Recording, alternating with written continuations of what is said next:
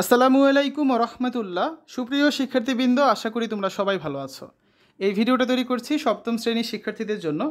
2024 সালে সপ্তম শ্রেণীর বাংলা বইয়ের ষষ্ঠ অধ্যায় সাহিত্য পড়ি লিখতে শিখি প্রথম পরিচ্ছেদ কবিতার নোলক কবিতার 132 পৃষ্ঠার জীবনের সঙ্গে সম্পর্ক খুঁজি এই টপিকটা নিয়ে আজকে আমরা আলোচনা করব।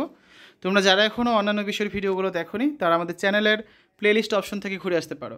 সেখানে তোমরা সপ্তম শ্রেণীর বাংলা, ইংরেজি, গণিত, বিজ্ঞান, ইতিহাস ও সামাজিক বিজ্ঞান, ডিজিটাল প্রযুক্তি, জীবন ও জীবিকা, স্বাস্থ্য সুরক্ষা, ইসলাম শিক্ষা এবং শিল্প ও সংস্কৃতি প্রত্যেকটা বিষয়ের জন্য তোমরা আলাদা আলাদা করে প্লেলিস্ট পেয়ে যাচ্ছ।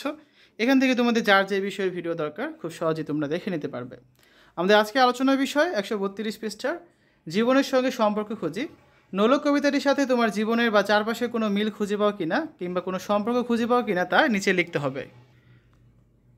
তো আমাদের হচ্ছে এই কাজের সমাধান করার জন্য প্রথম কাজ হচ্ছে কবিতাটা একবার পড়ে নিতে হবে, তাহলে তুমি খুব সহজে সমাধানটা করতে পারবে।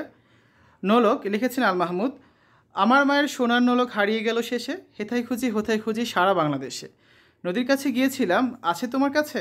হাত দিও না আমার শরীর ভরা বোয়াল মাছে।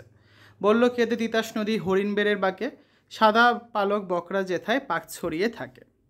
জল ছাড়িয়ে দল হারিয়ে গেলাম বনের দিক, সবুজ বনের হরির টিয়েরে করে রে ছিকমিক। বনের কাছে এই মিনতি ফিরিয়ে দেবে ভাই, আমার মায়ের গয়না নিয়ে ঘরকে যেতে চাই। কোথায় পাবো তোমার মায়ের হারিয়ে যাওয়া ধন, আমরা তো সব পাখপাখালি বনের সাধারণ। সবুজ চুলে ফুল পিনতেছি নোলক পরিণত, ফুলের গন্ধ চাও যদি নাও হাত পাতো। বলে পাহাড় দেখায় তাহার আহার ভরা বুক, হাজার হরিণ পাতার ফাঁকে বাকিয়ে রাখে মুখ। এলিয়ে খোপা রাত্রি এলেন ফের বাড়ালাম পা, আমার মায়ের গয়না ছাড়া ঘরকে যাব না। এখন আমরা জীবনের সঙ্গে সম্পর্ক খুঁজি, এটা সমাধানটা করব। মিল বা যে সম্পর্ক রয়েছে, অর্থাৎ আমাদের নোলক কবিতাটির সাথে আমাদের জীবনের বা চারপাশে কোনো মিল বা সম্পর্ক খুঁজে পেয়েছি কিনা সেই বিষয়টা এখন আমরা তুলে ধরব। নোলক কবিতাটির সাথে আমার চারপাশের পরিবেশের অনেক মিল রয়েছে। আলোচ্য কবিতায় কবি আল মাহমুদ নোলক শব্দটিকে উপমা হিসেবে ব্যবহার করেছেন। কবিতার মায়ের নোলক বলতে মূলত বাংলার মায়ের ইতিহাস, ঐতিহ্য ও প্রাকৃতিক সম্পদকে বুঝিয়েছেন। আলোচ্য কবিতায় মা ও মাতৃভূমির প্রতি গভীর অনুরাগ ও ভালোবাসা ফুটে উঠেছে।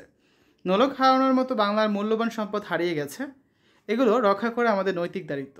আমার চারপাশেও আমি দেখি বিভিন্ন কারণে বাংলার নদ নদী নাব্যতা হারিয়েছে, অর্থাৎ নদ নদীতে পানির পরিমাণ কমে যাচ্ছে, পশু পাখি বিপন্ন হয়ে গেছে, গাছপালা উজাড় হয়ে যাচ্ছে, এতে করে প্রকৃতির ভারসাম্য কিন্তু নষ্ট হচ্ছে।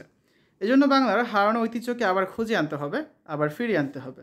যথাযথভাবে এর সংরক্ষণ ও প্রচার প্রসার ঘটাতে হবে, তবেই কবির মতো আমারও প্রত্যাশা পূরণ হবে। নোলক কবিতায় যেন আমার চারপাশে ঘটনাগুলোই প্রতিফলিত হয়েছে। আমরা আগামী ক্লাসে 134 পৃষ্ঠা একটা ছক আছে, কবিতার বৈশিষ্ট্য খুঁজি। এই ছকটা আমরা আগামী ক্লাসে পূরণ করে দেব, ঠিক আছে? শিক্ষার্থীরা, এতক্ষণ তোমরা দেখলে সপ্তম শ্রেণীর বাংলা ষষ্ঠ অধ্যায় সাহিত্য পড়ি লিখতে শিখি 132 পৃষ্ঠার সমাধান। আশা করি ভিডিওটা তোমাদের কাছে ভালো লেগেছে। পরবর্তী পর্বগুলো দেখার আমন্ত্রণ জানিয়ে আজ বিদায় নিচ্ছি। আল্লাহ হাফেজ।